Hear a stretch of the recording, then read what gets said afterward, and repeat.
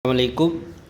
നമ്മൾ ഗാന്ധിജിൻ്റെ പാഠം വായിച്ചുകൊണ്ടിരിക്കുകയാണ്. അതായത് ഗാന്ധിജിയും അദ്ദേഹത്തിൻ്റെ റിലേറ്റീവും തമ്മിൽ നടത്തുന്നൊരു ചെറിയൊരു കുസൃതി. അതായത് ബീഡി വലിക്കലും അതോടൊപ്പം തന്നെ അവർ ചെറിയ കോയനൊക്കെ കട്ടെടുക്കാമെന്ന് പറഞ്ഞു അല്ലേ ചെറുപ്പകാലത്ത്. അങ്ങനെ അവർ അവസാനം എന്താ പറയുക ആത്മഹത്യ കിട്ടാണ്ടാവുമ്പോഴൊക്കെ ആത്മഹത്യ ചെയ്യാനുള്ള രീതിയിൽ എത്തുകയും പിന്നീട് അത് പിൻവലിക്കുകയും ചെയ്യുന്നു. എന്നിട്ട് അയാൾ പറയാണ്, ഐ റിയലൈസ്ഡ്, ഞാൻ മനസ്സിലാക്കി, ദാറ്റ് എന്തെന്നാൽ it was not as easy to commit suicide. ഈ സൂയിസൈഡ് ചെയ്യുക എന്നുള്ളത് അത്രത്തോളം എളുപ്പമായിരുന്നില്ല as to think about it, അതേക്കുറിച്ച് ചിന്തിക്കുന്നത്ര ചിന്തിക്കുന്ന പോലെ. അതായത് സൂയിസൈഡ് ചെയ്യുക എന്നുള്ള ചിന്തിക്കുന്നത്ര എളുപ്പമൊന്നല്ല അത് ചെയ്യുക എന്നുള്ളത്. മാത്രമല്ല ദ തോട്ട് ഓഫ് സൂയിസൈഡ്, ഈ ആത്മഹത്യ ചെയ്യുക എന്നുള്ള ചിന്ത അൾട്ടിമേറ്റ്ലി അത് അന്തിമമായിട്ട് റിസൾട്ട് നൽകും. അതായത് ഫലം നൽകുന്നത് എന്താണ്? ഇൻ ബോത്ത് ഓഫ് അസ്, നമുക്ക് രണ്ടാൾക്കും അതായത് ബോത്ത് ഓഫ് അസ്, നമുക്ക് രണ്ടാളിലും അന്തിമമായി അത് റിസൾട്ട് തരാൻ എന്താണ്? ബിഡിങ് ഗുഡ് ബൈ, അതായത് ഗുഡ് ബൈയെ ക്ഷണിച്ച് വരുത്തലാണ്. അതായത് ഒരു ഗുഡ് ബൈ പറയലാണ്. എന്തിന്? To the habit of smoking stubs of സിഗരറ്റിൻ്റെ ആ കുറ്റി സ്മോക്ക് ചെയ്യുന്ന ആ സ്വഭാവത്തിന് എന്താക്കൽ ഗുഡ് ബൈ ചെയ്യലുമാണ്. അതോടൊപ്പം തന്നെ and of stealing the servants coppers for the purpose of smoking, പിന്നെ സർവൻറ്റിൻ്റെ ആ നാണയത്തുട്ടുകൾ ഈ സ്മോക്ക് ചെയ്യുക എന്ന ലക്ഷ്യത്തിന് വേണ്ടിയുള്ള ആ നാണയത്തുട്ടുകൾ കക്കലിനോടും നമ്മളൊരു ഗുഡ് ബൈ പറയലാകും എന്നുള്ള ഒരു ചിന്ത മാത്രമാണിത്. അതങ്ങോട്ട് മാറ്റിയാൽ പോരെ, വെറുതെ അത് ചെയ്തതിൻ്റെ പേരിൽ ഈ സൂയിസൈഡ് ചെയ്തിട്ട് ഇപ്പോൾ എന്തിനാണ് വെറുതെ അങ്ങനെയൊക്കെ ഒരു ചിന്തകൾ അവർക്ക് മനസ്സിലായി തുടങ്ങി. Ever since I have grown up, അങ്ങനെ ഞാൻ വലുതായപ്പോൾ ഐ ഹാവ് നെവർ ഡിസൈഡ്, ഞാൻ ഒരിക്കലും ആഗ്രഹിച്ചിരുന്നില്ല ടു സ്മോക്ക്, അതൊന്ന് പുകവലിക്കാൻ. ആൻഡ് ഓൾവേസ് റിഗാർഡ്, മാത്രമല്ല പലപ്പോഴും ഞാൻ പരിഗണിച്ചിരുന്നത് ദ ഹാബിറ്റ് ഓഫ് സ്മോക്കിംഗ്, ഈ സ്മോക്കിങ്ങിൻ്റെ സ്വഭാവം തന്നെ ആസ് ബാർബറോസ്, അത് വളരെ കിരാതവും ഡേർട്ടിയും വളരെ മലിനവും ആൻഡ് ഹാംഫുൾ, വളരെ അക്രമകരവുമാണ്. അതായത് ഹാംഫുൾ എന്ന് പറഞ്ഞാൽ അക്രമത്തിനേക്കാൾ കൂടുതൽ വളരെ അപകടകരവുമാണ് എന്നാണ് അദ്ദേഹം മനസ്സിലാക്കിയിരുന്നത്. ഐ ഹാവ് നെവർ അണ്ടർസ്റ്റുഡ്, ഞാൻ ഒരിക്കലും മനസ്സിലാക്കിയിട്ടില്ല why there is such a range, എന്തിനാണ് അവിടെ അത്രത്തോളം ഇത്രമാത്രം വികാരം, ഇത്രമാത്രം ഭ്രമം, അതിതീവ്രമായ ഭ്രമം എന്തിനാണ്? ഫോർ സ്മോക്ക് ചെയ്യാൻ വേണ്ടി ഇത്രത്തോളം ഭ്രമയും തീവ്രതയും ഒക്കെ എന്തിനാണെന്ന് എനിക്കെപ്പോഴും മനസ്സിലായിട്ടില്ല. ത്രൂ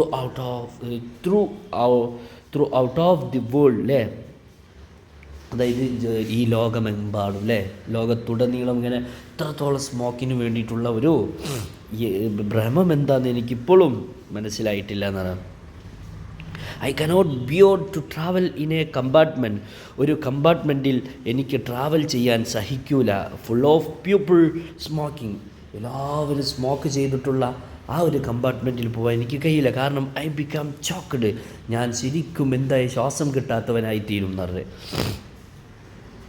പക്ഷേ മച്ച് മോർ സീരിയസ് ദാൻ, എല്ലാത്തിനേക്കാളും വളരെ ഗൗരവമായിട്ടുള്ള കാര്യം ഇതായിരുന്നു.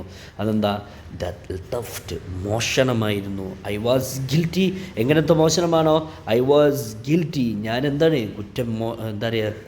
കുറ്റം ചെയ്തവനായിരുന്നു. ഓഫ് എ ലിറ്റിൽ, അല്പമെങ്കിലും കുറ്റം ചെയ്തവനായിരുന്നു. ലേറ്റർ, മുമ്പ് ഞാൻ മുമ്പ് അല്പം ചെയ്തിരുന്നല്ലോ. ആ മോഷണമായിരുന്നു എനിക്ക് സ്മോക്കിങ്ങിനേക്കാളും വളരെ സീരിയസ് ആയിട്ട് തോന്നിയത്. I stole the coins when I was 12 or 13, ഞാൻ 13 or 12 വയസ്സായിരുന്നപ്പോൾ ഞാൻ ഒരുപാട് നാണയത്തൊട്ടുകൾ ഞാൻ മോഷ്ടിച്ചിരുന്നു. പോസിബിളി ലെസ്, ചിലപ്പം 13 അല്ല, അതിലും താഴെ ആയേക്കാം, ഏറെക്കുറെ താഴെ ആയേക്കാം. എന്നാലോ മാത്രമല്ല the other theft was committed, എന്നാലോ ഇത് മാത്രമല്ലാത്ത വേറെയും മോഷണം ഞാൻ ചെയ്തിട്ടുണ്ടായിരുന്നു. വെൻ ഐ വാസ് 15, ഞാൻ 15 വയസ്സായപ്പോൾ.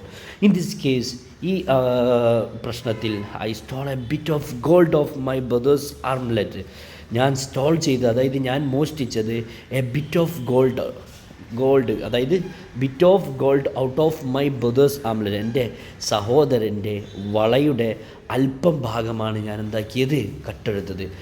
ബിറ്റ് പറഞ്ഞാൽ അല്പം, ഓഫ് ഗോൾഡ്, ഗോൾഡ് പറഞ്ഞാൽ സ്വർണത്തിൻ്റെ അല്പം, out of my brother's armlet, എൻ്റെ ബ്രദറിൻ്റെ കയ്യിൽ വെച്ചിരുന്ന, പുറത്ത് വെച്ചിരുന്ന, അതായത് കയ്യിലിട്ടിരുന്ന ഒരു വളയിൽ നിന്ന് അല്പമായിരുന്നു ഞാൻ എന്താക്കിയിരുന്നത്, മോഷ്ടിച്ചിരുന്നത് പറഞ്ഞ്. This brother had run into a ഡെപ്റ്റ് ഓഫ് അബൌട്ട് 25 rupees. മാത്രമല്ല ഈ ബ്രദറിനുണ്ടായിരുന്നു, അതായത് ഈ ബ്രദർ റൺ ഇൻ ടു ഡെപ്റ്റ് എന്ന് പറഞ്ഞാൽ കടത്തിലാവുക എന്നാണ്. അപ്പോൾ ഈ ബ്രദർ കടക്കാരനായിട്ടുണ്ടായിരുന്നു. എത്രത്തോളം, ഓഫ് അബൌട്ട് 25 rupees, അതായത് 25 രൂപക്ക് അദ്ദേഹത്തിന് കടമുണ്ടായിരുന്നു. അപ്പോൾ കടം 25 രൂപ പറഞ്ഞാൽ അന്ന് ഭയങ്കര വലിയ വില കേട്ടോ. അത്രത്തോളം കടം ഉണ്ടായിരുന്ന ആളായിരുന്നു. മാത്രമല്ല അദ്ദേഹം ഈ had on his an omelette of solid gold, അദ്ദേഹത്തിൻ്റെ കയ്യിലാണെങ്കിൽ എന്തുമുണ്ടായിരുന്നു, ഒരു ആംലെറ്റ്, അതായത് വളയുണ്ടായിരുന്നു, ഓഫ് സോളിഡ് ഗോൾഡ്, അതായത് സോളിഡ്, ശക്തമായ എന്താ പറയുക, വളരെ കട്ടിയായിട്ട് നിൽക്കുന്ന ഒരു ഗോൾഡും അദ്ദേഹത്തിൻ്റെ കയ്യിലുണ്ടായിരുന്നു. അതുമാത്രമല്ല ഇറ്റ് വാസ് നോട്ട് ഡിഫിക്കൽട്ട്, വളരെ പ്രയാസമൊന്നുമില്ല, to clip a bit out of it, ഇതിൽ നിന്ന്, ആ ആംലെറ്റിൽ നിന്നും അല്പമൊക്കെ ഇങ്ങനെ എന്താ പറയുക മുറിച്ചെടുക്കുക എന്നുള്ളതും വളരെ പ്രയാസമൊന്നുമല്ലായിരുന്നു. അതായത് ചെറിയ ചെറിയ എന്താ പറയുക കണ്ണികളായിട്ടാണ് ആ ആംലെറ്റ് ഉണ്ടായിരുന്നത്. അപ്പോൾ അതൊന്നും അല്പം എടുക്കുന്നതിൽ ബുദ്ധിമുട്ടൊന്നും ഉണ്ടായിരുന്നില്ല. അപ്പോൾ അദ്ദേഹം കടമുണ്ടെങ്കിൽ പോലും അതൊന്നും എടുത്തിട്ടൊക്കെ വീട്ടിലായിരുന്നു. അപ്പോൾ അങ്ങനത്തെ ഒരു അവസ്ഥയിലായിട്ട് ഞാൻ എന്താക്കിയിരുന്നു, എൻ്റെ ബ്രദറിൻ്റെ ആംലെറ്റ് ഞാൻ എന്താക്കിയിരുന്നു, അല്പം അതിൽ നിന്ന് ഞാൻ മോഷ്ടിച്ചിട്ടുണ്ടായിരുന്നു. അതെ, ഓക്കെ, ഇറ്റ് വാസ് ഡൺ, അതൊക്കെ ചെയ്തു പോയി. ആൻഡ് ദ ഡെപ്റ്റ് ക്ലിയർഡ്, മാത്രമല്ല എന്താ പറയുക, കടങ്ങളൊക്കെ ഞാൻ എന്താക്കി വീട്ടുകയും ചെയ്തു, ക്ലിയർ ചെയ്യുകയും ചെയ്തു. അപ്പോൾ പ്രശ്നങ്ങളൊക്കെ സോൾവായി. പക്ഷേ this became more than I could bear, അതായത് എനിക്ക് സഹിക്കാവുന്നതിലും അപ്പുറമായി തീർന്നിരുന്നു ഇത്. കാരണം ഞാൻ കട്ടെടുത്തല്ലോ എന്ന് ആലോചിച്ചിട്ട് അങ്ങനെ ഐ റിസോൾവ്, ഞാൻ പ്രതിജ്ഞ ചെയ്തു, നെവർ ടു സ്റ്റീൽ അഗെയിൻ, ഞാൻ ഇനി ഒരിക്കലും മോഷ്ടിക്കില്ലെന്ന്. I also made up my mind, ഞാൻ എന്താക്കി, എൻ്റെ മനസ്സിനൊന്ന് തയ്യാറാക്കി, ടു കൺഫസിറ്റ്, ആ മനസ്സിനൊന്ന് എന്താക്കാൻ, കുറ്റം ഏറ്റുപറയാൻ, ടു മൈ ഫാദർ, എൻ്റെ പിതാവിനോട്. അതായത് പിതാവിനോട് കൺഫസ് ചെയ്യാറുണ്ടല്ലോ, കുറ്റം ഏറ്റുപറയാൻ, ഞാൻ ഈ കുറ്റം ചെയ്യൂല എന്ന് പറഞ്ഞിട്ട് അങ്ങനെ പറയാൻ മൂപ്പര് തീരുമാനിച്ചു, പ്രിപ്പയർ ചെയ്തു. പക്ഷേ I did not dare to speak, പക്ഷേ എനിക്ക് അങ്ങനെ സംസാരിക്കാനൊരു ധൈര്യം വന്നിരുന്നില്ല എന്താ ഫാദറിനോട്.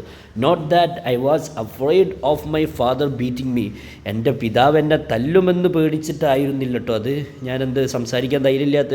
നോ, അതുമല്ല, I don't recall his ever having beaten any of us, മാത്രമല്ല ഐ ഡോണ്ട് റീകോൾ, ഞാൻ ഓർമ്മപ്പെടുത്തുകയും ചെയ്തില്ല, അദ്ദേഹത്തെ ever having beaten any of us, നമ്മളിൽ ആരെങ്കിലും ഒരാളെ തല്ലേണ്ടി വന്നല്ലോ എന്നുള്ളത് ഓർമ്മപ്പെടുത്തുകയും ചെയ്തില്ല.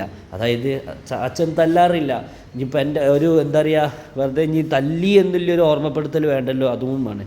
മാത്രമല്ല ഞാൻ ശരിക്കും പോലെ പേടിച്ചതെന്ന്, ഐ വാസ് അഫ്രെയ്ഡ്, ഞാൻ പേടിച്ചിരുന്നത് ഓഫ് ദി പെയിൻ, ഒരു വേദനയായിരുന്നു. ദാറ്റ് എന്തെന്നാൽ ഐ ഷുഡ് കോസ് ഹിം, ഞാൻ കാരണം അദ്ദേഹത്തെ വേദനിപ്പിച്ചല്ലോ എന്നുള്ളൊരു ഒരു വേദനയായിരുന്നു എനിക്കെന്തായത്, ഞാൻ കാരണം തല്ലിപ്പിച്ചല്ലോ എന്നുള്ളൊരു ഓർമ്മ വരുമല്ലോ, അതായിരുന്നു എനിക്ക് ഏറ്റവും വലിയ പെയിൻ. അങ്ങനത്തെ ഒരു പെയിൻ വരുമ്പോഴുള്ള ഒരു സംഭവം മാത്രമായിരുന്നു ഞാൻ പേടിച്ചിരുന്നത്.